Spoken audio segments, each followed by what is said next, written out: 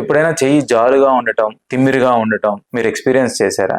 దీనికి గల కారణాలు ఏంటో మనం ఇప్పుడు చూద్దామండి. దీనికి బేసిక్ గా 2 కారణాలు ఉంటాయండి. ఒకటి నరాలకు సంబంధించిన రుగ్మతలు, 2 నరాలేతర జబ్బులు. ఈ 2 కారణాల వల్ల మనకి చెయ్యి జాలుగా ఉండటం, తిమ్మిరిగా ఉండటం అనేది జరుగుతుంది. మొదటగా నరాలకు సంబంధించిన రుగ్మతల గురించి చూద్దాం. ఇది తెలుసుకునే ముందర బేసిక్ గా ఏ నరాల స్ట్రక్చర్స్ ఎఫెక్ట్ అయిపోతే మనకి ప్రాబ్లం వస్తుందో చూద్దామండి. బేసిక్ గా నర్వస్ సిస్టమ్, వెన్నుపాము ఆర్ స్పైనల్ కార్డ్, దాని నుంచి 2 రూట్స్ లేకపోతే వేర్ల ద్వారా వచ్చి ఒక నరంగా ఫామ్ అయ్యే స్పైనల్ నర్వ్, అలాగా 4 సెగ్మెంట్స్ యొక్క స్పైనల్ నర్వ్స్ కలిసి మనకు భుజ భాగంలో ఒక నెట్వర్క్ లాగా ఫార్మ్ అవుతుంది. ఆ నెట్వర్క్ నుంచి వచ్చే నరాలు అంటే చెయ్యి భాగంలో డోర్సంకి వచ్చే నరాలు, దాంతో పాటు మనకి కింద భాగంలో వచ్చే నరాలు, ఆ నెట్వర్క్ నే మనం బ్రేకియల్ ప్లెక్సస్ అని అంటాము.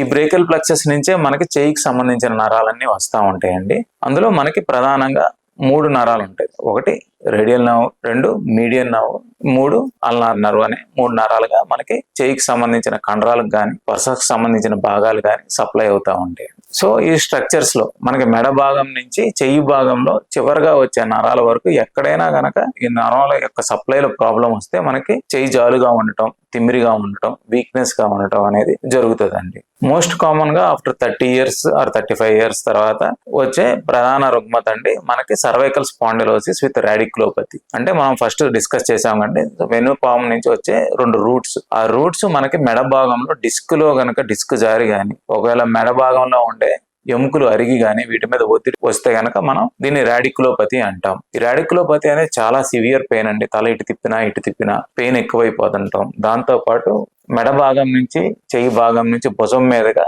చెయ్యి మొత్తం జాలుగా రావటం అనేది జరుగుతూ ఉంటది. ఇది మెయిన్ గా మనకి వర్టిబ్రల్ బాడీస్ లో కానీ పైనలో ఉండే డిస్క్లలో యొక్క అలైన్మెంట్ మార్పు వల్ల కానీ వచ్చే రుగ్మత అండి. ఇంకోటండి, ఇక్కడ నెట్వర్క్ ఆఫ్ న్యూరాన్స్ ని మనం బ్రేకియల్ ప్లెక్సస్ అంటాము. ఈ బ్రేకియల్ ప్లెక్సస్ మీద కనుక ప్రెషర్ వస్తే చెయ్యి మొత్తం సివియర్ గా ప్రెషర్ రావటము, దాంతో పాటు పెయిన్ రావటం, తిమ్మిరి రావటం, వస్తువు పట్టుకుంటే ఈ తిమ్మిరి ఎక్కువైపోవటం అనేది జరుగుతూ ఉంటది. ఇది చాలా ఎక్స్క్రూషియేటింగ్ సివియర్ పెయిన్ అండి. దీన్ని బ్రేకియల్ ప్లెక్సోపతి అంటాం. ఇది ప్రధానంగా మనకి డయాబెటీస్ లో ఎటువంటి కారణం లేకుండా రావచ్చు. దాంతో పాటు మనకి ఊపిరితిత్తుల్లో గానీ ఎక్కడైనా కణిత మాదిరి వచ్చి దాని మీద ప్రెషర్ రావటం వల్ల కూడా ఇది రావచ్చు. కొన్నిసార్లు మోస్ట్ కామన్ గా మనకి రోడ్ ట్రాఫిక్ యాక్సిడెంట్స్ లో ఈ నరాల కట్ట ఈ క్లావికల్ కి ఒత్తిడి కావటం వల్ల కానీ దాని వల్ల కూడా మనకి వీక్నెస్ రావటము, ఈ ప్లెక్సోపతి రావటం అనేది జరుగుతుంది.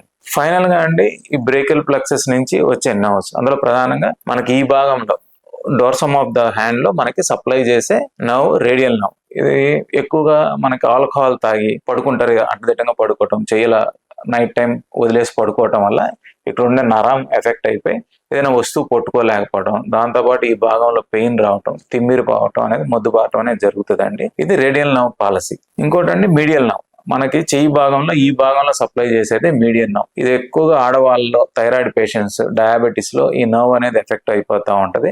ఇక్కడ మనకుంటే కార్పల్ టనల్ అనే ఒక సన్నని బాక్స్ లాంటి ఏరియా ఉంటది. అక్కడ మనకి కొవ్వు చేరటం వల్ల కానీ, నీరు చేరటం వల్ల కానీ, థైరాయిడ్ కానీ డయాబెటీస్ కానీ కంట్రోల్ లేకపోతే ఇక్కడ నరం ఎఫెక్ట్ అయిపోతే వేళల్లో నిద్రపోయినప్పుడు ఎక్కువగా తిమ్మిరి వస్తుంది. దాంతో పాటు ఏమైనా టైపింగ్ చేసినా, చిన్న కూరగాయలు తరిగినా ఈ తిమ్మిరి అనేది ఎక్కువైపోతా ఉంటది. ఇది ఎర్లీగా కనుక మనం చూసుకోలేకపోతే వీక్నెస్ రావటం అనేది జరుగుతుందండి. సో సరైన వైద్యం అనేది దీనికి చాలా ముఖ్యం. ఇంకా ఫైనల్ గా అండి అల్నార్ నర్వ్ అనేది చెయ్యి భాగంలో ఈ భాగంలో సప్లై చేస్తుంది ఈ 2 వేళ్ళకి. ఇక్కడ మనకి సూపర్ఫిషియల్ గా నర్వ్ అనేది వెళ్తుంటది. ఎప్పుడైనా మనం సడన్ గా ఇలా టచ్ అయినప్పుడు మనకి జిమ్ అని వస్తుంటది అని చూడండి, అది అల్నార్ నర్వ్ అండి. ఈ నర్వ్ కనుక సివియర్ గా ఎఫెక్ట్ అయిపోతే ఇక్కడ మనకి స్పర్శ తగ్గటం అనేది జరుగుతుంది. దాంతో పాటు మనం ఫైన్ యాక్టివిటీ అంటే పేజీలు తిప్పడం కానీ ఇట్లాంటివన్నీ కష్టం అవుతా ఉంటాయి. కొన్నిసార్లు నరాల ఇతర రుగ్మతలకు కూడా మనకి ఈ రకంగా చెయ్యి జాలుగా రావటం, పెయిన్ రావటం అనేది జరుగుతుంది. అందులో first diabetic arthropathy. Most common గా షుగర్ కంట్రోల్ లేని వాళ్ళకి ఈ భాగంలో షోల్డర్ మూవ్మెంట్స్ తగ్గిపోవడం, చెయ్యి ఎత్తలేకపోవడం అనేది జరుగుతూ ఉంటది.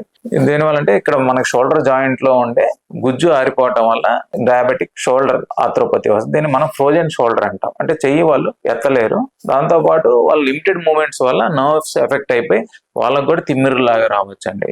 ఇది మనం స్పెసిఫిక్ గా మనం డయాగ్నోస్ చేసి వాళ్ళ షుగర్స్ కంట్రోల్ చేసుకోవటం ద్వారా మనం వైద్యం చేయొచ్చండి.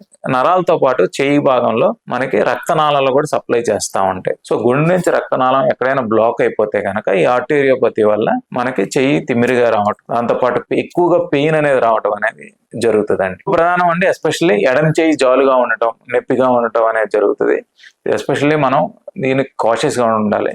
ఇది దాంతోపాటు గుండె దడ రావటం, ఈ పెయిన్ వచ్చినప్పుడు చెమటలు రావటం, కళ్ళు తిరిగినట్టు ఉండటం, ప్రాబబ్లీ మనం ఇది చూస్తే కనుక ఇది మనకి typical presentation of heart attack ఏమో అని మనం ముందరగా గమనించుకోవాలి.